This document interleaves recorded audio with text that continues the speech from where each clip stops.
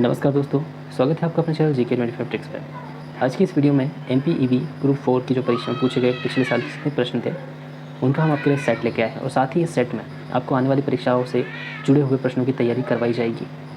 तो आइए स्टार्ट करते हैं फर्स्ट क्वेश्चन के साथ। जितनी परीक्षा है सभी में आपको इंपॉर्टेंट क्वेश्चन मिल जाएंगे। तो पहला प्रश्न है, ओलंपिक में पदक जीतने वाली पहली भारतीय महिला कौन है? ऑप्शन है PT Usha, Mary com, Karnam Malleswari या साक्षी मलिक। तो ओलंपिक में पदक जीतने वाली जो पहली भारतीय महिला है वो कौन है? कर्णम मल्लेश्वरी, यानी फर्स्ट वाला ऑप्शन जो थर्ड वाला जो ऑप्शन है वो राइट आंसर है। कर्णम मल्लेश्वरी भारतीय ओलंपिक में पदक जीतने वाली पहली भारतीय महिला थी और वह एक पूर्व भारोत्तोलक यानी कि वेट लिफ्टर भी है। मल्लेश्वरी ने सिडनी 2000 ओलंपिक में एक प्रतिष्ठित कांस्य पदक जीता। उन्हें वर्ष 1995 में सर्वोच्च खेल सम्मान राजीव गांधी खेल रत्न पुरस्कार से सम्मानित किया गया। वर्ष 1999 में उन्हें पद्मश्री पुरस्कार से भी सम्मानित किया गया था। तो कर्णम मल्लेश्वरी। अगला प्रश्न है, आंतरिक अशांति को सशस्त्र विद्रोह द्वारा प्रतिस्थापित किया गया, यह किस संविधान संशोधन द्वारा किया गया है?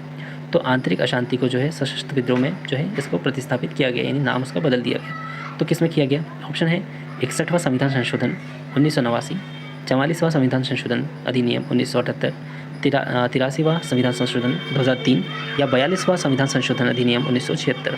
तो ये किया गया था संविधान जो 44वां संविधान संशोधन था 1978 में आंतरिक अशांति को जो है सशस्त्र विद्रोह में परिवर्तित कर दिया गया था, यानी प्रतिस्थापित कर दिया गया था। अनुच्छेद 352 में कहा गया है कि राष्ट्रपति कैबिनेट की लिखित सिफारिश के आधार पर आपातकाल की घोषणा कर सकता है। तो ये भी याद रखिएगा कि 352 में ये कहा गया है कि राष्ट्रपति जो है कैबिनेट की लिखित सिफारिश के आधार पर ही आपातकाल की घोषणा कर सकते हैं।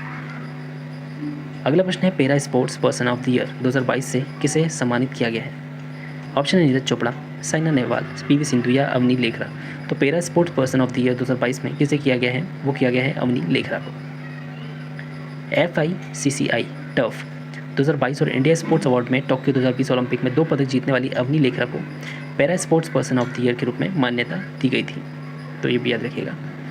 अगला प्रश्न है, हद्दू और हस्सू खान किसके साथ जुड़े हुए थे? ऑप्शन है कौन सा घराने से मतलब ये जुड़े हुए हैं, हद्दू और हस्सू खान। ऑप्शन है बैतूल घराना, ग्वालियर घराना, भोपाल घराना या सिंगरौली घराना। तो ये जो थे ये ग्वालियर घराने से हद्दू और हस्सू खान जो थे ये।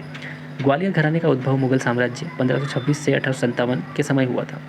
प्रारंभिक विशेषज्ञों यानी उस्ताद जो कहा जाता था उन्हें, इनमें नाथन खान, नाथन पीर बख्श और उनके पोते हड्डू हस्सू और नत्थू खान थे।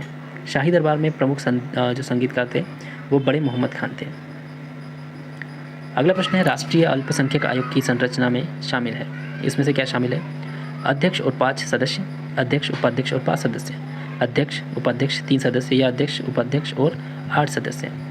तो राष्ट्रीय अल्पसंख्यक आयोग की संरचना में जो है अध्यक्ष उपाध्यक्ष और 5 सदस्य जो है वो शामिल रहते हैं। तो याद रखिएगा, अल्पसंख्यक से जुड़ा हुआ प्रश्न पूछा जा सकता है।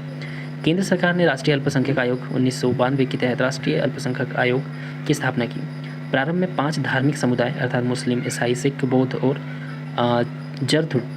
जरथुस्ट्र पंथी यानी कि पारसी जिन्हें कहा जाता था को केंद्र सरकार द्वारा अल्पसंख्यक समुदाय के रूप में अधिसूचित किया गया था।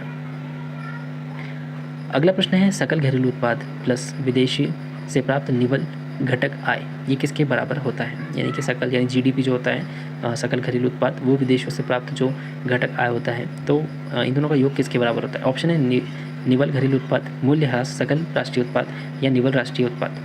तो इसे सकल राष्ट्रीय उत्पाद के रूप में जाना जाता है, यानी कि जो भारत की GDP और विदेशों से हमें जो प्राप्त होता है उन सबको मिलाकर क्या बनता है? सकल राष्ट्रीय उत्पाद, यानी पूरे राष्ट्र का। सकल राष्ट्रीय उत्पाद को किसी देश के नागरिकों द्वारा उत्पादित वस्तुओं और सेवाओं के कुल मूल्य के रूप में परिभाषित किया गया, जैसा कि यह विशेष रूप से किसी देश के नागरिकों के बारे में उल्लेख करता है। विदेशियों की आय को इससे छूट दी जाती है। अगला प्रश्न है, देवदार वृक्ष मुख्य रूप से कहाँ पाया जाता है? ऑप्शन है उत्तर प्रदेश, मध्य प्रदेश, मणिपुर या हिमाचल प्रदेश। तो देवदार के वृक्ष का आपको पता ही होगा कि देवदार के वृक्ष जो है वो हिमाचल प्रदेश में ही पाए जाते हैं। हिमालयी देवदार भारतीय राज्य हिमाचल प्रदेश का राजकीय वृक्ष है। अब याद रखिएगा, हिमालयी जो देवदार है वो क्या है? हिमाचल का राष्ट्रीय वृक्ष भी है। देवदार या जैसे सैड्रस देवदार लंबे सदाबहार शंकुधारी वृक्ष हैं जो 1800 से 2600 मीटर और उससे भी अधिक ऊंचाई पर पाए जाते हैं। तो ये भी याद रखिएगा। अगला प्रश्न है, कुडियाट्टम नृत्य केरल का एक पारंपरिक नृत्य है। तो कौन सा नृत्य है ये नाट्य है, चित्रकारी है, संगीत या नृत्य? तो कुडियाट्टम जो नृत्य है वो क्या है? एक नाट्य नृत्य है, यानी नाटक नृत्य जो है इसे कहा जाता है, यानी नृत्य के माध्यम से एक नाटक का प्रदर्शन किया जाता है। कुडियाट्टम जिसे कुडियाट्टम भी कहा जाता है केरल, भारत में संस्कृत नाटक का प्रदर्शन किया जाता है। इसे यूनेस्को ने मानव विरासत कला के रूप में मान्यता दी है।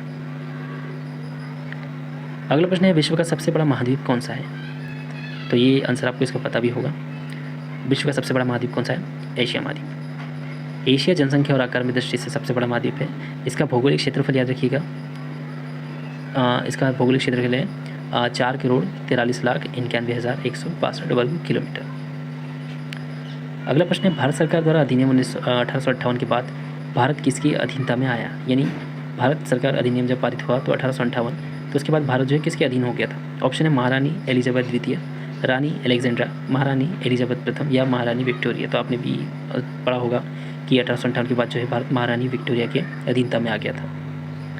भारत सरकार अधिनियम 1858 रानी को भारत में कंपनी की भूमि का कानून मालिक बनाया था और कंपनी को उन क्षेत्रों पर सभी अधिकार और नियंत्रण त्यागना था।